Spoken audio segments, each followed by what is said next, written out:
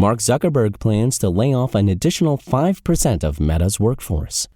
More on that coming up, but first, you've probably heard the statistics about indoor air being more polluted than outdoor air. Cleaning products, pet dander, cooking emissions, off-gassing furniture, and decor, they all contribute.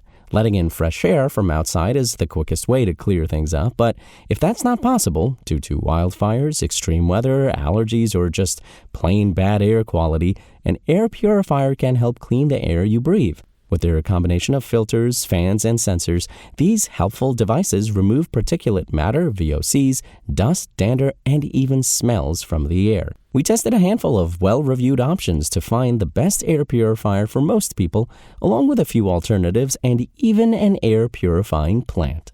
And Alarmo, the most important hardware announcement Nintendo's made in the last year, will soon be available to a lot more people. Nintendo says the motion tracking alarm clock will be able to be purchased in stores at participating retailers in March, without the need for a Nintendo Switch Online subscription or a visit to a physical Nintendo store. Nintendo's alarm clock originally launched in October 2024. It combines beloved sound effects from The Legend of Zelda Breath of the Wild, Super Mario Odyssey, and Pikmin 4 with motion sensors that can track your tossing and turning. As Engadget's review found, Alarmo is pricey at $100 and not particularly great as a sleep tracker. In March, retailers will only have Alarmo while supplies last, but hopefully by then, die-hard Nintendo fans will already be saving up for their next big purchase. Find the latest gadget news, reviews, price drops, and more at Engadget.com. Meta has cut more than 20,000 jobs in the past couple of years. Meta is preparing for even more layoffs, according to reporting by Bloomberg. CEO Mark Zuckerberg said in a company memo that he plans on cutting about 5% of its low performers. I've decided to raise the bar on performance management and move out low performers faster, Zuckerberg said in the memo. We typically manage out people who aren't meeting expectations over the course of a year, but now we're going to do more extensive performance-based cuts during this cycle. All told, this could result in 10% fewer staff at Meta once attrition is accounted for. Bloomberg suggested that the forthcoming pink slips will focus on people who have been with the company long enough to receive a performance rating. Between increased layoffs and attrition, nearly 7,000 Meta staff might be leaving the company in the near future.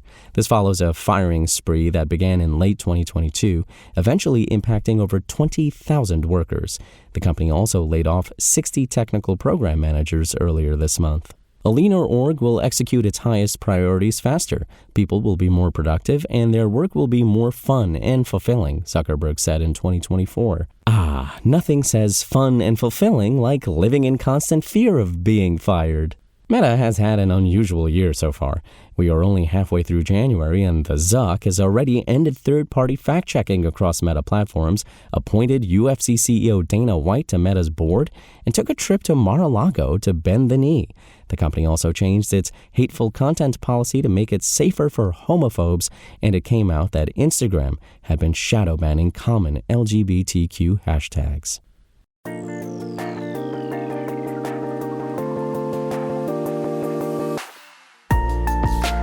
Thanks for listening to the show. Make sure to rate, review, and subscribe on Apple Podcasts. Today's show featured journalism by Engadget contributor Lawrence Bach and was produced by Spoken Layer. I'm Imran Sheikh, and as always, we'll talk more tomorrow.